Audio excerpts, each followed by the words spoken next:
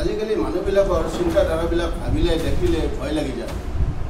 মানুহবিলাকৰ কিবা অভাৱবিলাক মানে অন্ত নপৰে।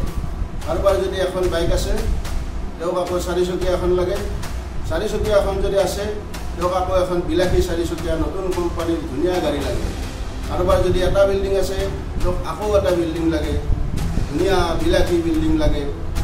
তাতকৈ কিছুমানে আকৌ কৰিছে কি, ৰাতিৰ ভিতৰতে ধনী হোৱাৰ আশাৰে চুৰি কৰিছে, ডকাইতি কৰিছে, বেংকত লুট কৰিছে, ATMৰ বাকচ চুৰ কৰিছে। তেওঁ ৰাতিৰ ভিতৰতে ধনী হ'ব লাগে, সহজলভ্য টকা লাগে। আকৌ কোনোবাই কৰিছে কি, প্ৰবঞ্চনা কৰিছে, 1 কোটি টকাত মই তোমাক 4 মাহত 2 কোটি বনাই দিম, 50 লাখ দিলে মই তোমাক 100 লাখ দিম। এনেকুৱাকৈ তেওঁ প্ৰলোভন দি বিভিন্নজনৰ পৰা টকা আহৰণ কৰিছে। তুমি এইবিলাক কৰি পেলাই পাবা কি?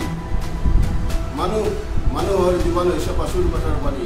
কচুৰ পাতৰ পানীত এটোপাল পানী দিবা, তাৰ পৰা যদি পানী টোপাল পৰি গ'ল তেতিয়াহ'লে তাত পানী দিছিলে যে তাৰ কোনো চিনিব কামেই নাই। ঠিক তেনেকৈ মানুহৰ জীৱনটো তেনেকুৱা দুদিনীয়া, কেঁচা মেচা দেহা। এতিয়া এই জীৱন্ত কালত তুমি ভাল কাম কৰা, ভাল ফল পাবা।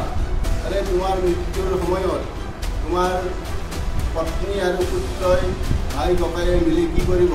তুমি যে বৃহৎ অট্টালিকা সাজিছিলা, এই অট্টালিকাৰ পৰা তোমাৰ মৃত্যুৰ আগে আগে ঘৰটো চোৱা যাব বুলি তোমাক টানি আনি চোতালৰ এচুকত এখন ধাৰি বাঢ়ি থ'ব, তাত তোমাক মৃত্যুবৰণ কৰিব দিব।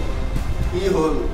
তুমি যে বিলাসী অট্টালিকা সাজিছিলা তাৰ পৰা পালা কি? এই ধাৰিখন। আকৌ তোমাক তাৰ পৰা এখন চাঙিত তুলি নি পেলাই তোমাক এই 4টা খুঁটিত চিতাখন সাজিব, 4টা খুঁটি পুতি তাতে তোমাৰ শৱদেহ দাহন কৰিব। তুমি এখন তোমাৰ গাঁতৰ কাপোৰ নাৰাখে তোমাক নাঙত কৰি উঠাই দিব।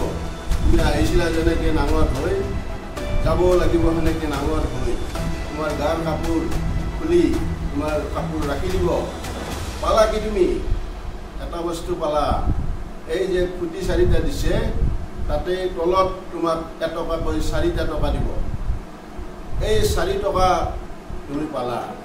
এই 4 টকাই হৈছে তোমাৰ জীৱনৰ মূল্য। এই 4 টকাৰ কাৰণেই তুমি তোমাৰ জীৱন্ত কালত তাতো বেয়া কাম কৰিছিলা, টকা ইনকাম কৰিছিলা, বিল্ডিং সাজিছিলা, এই 4 টকাৰ কাৰণে। আৰু এটা বস্তু পাবা। কি হ'ল সেই বস্তুটো? পাপ আৰু পুণ্যৰ দুটি টোপোলা। তুমি যদি ভাল কাম কৰা তেতিয়াহ'লে তোমাৰ লগত পুণ্যৰ টোপোলাটি যাব, আৰু যদি তুমি বেয়া কাম কৰা তেতিয়াহ'লে তোমাৰ লগত সেই পাপৰ টোপোলাটি যাব। তুমিয়ে ভাবি চোৱা, তুমি তোমাৰ জীৱন্ত কালত তুমি ভাল কাম কৰিবা নে বেয়া কাম কৰিবা?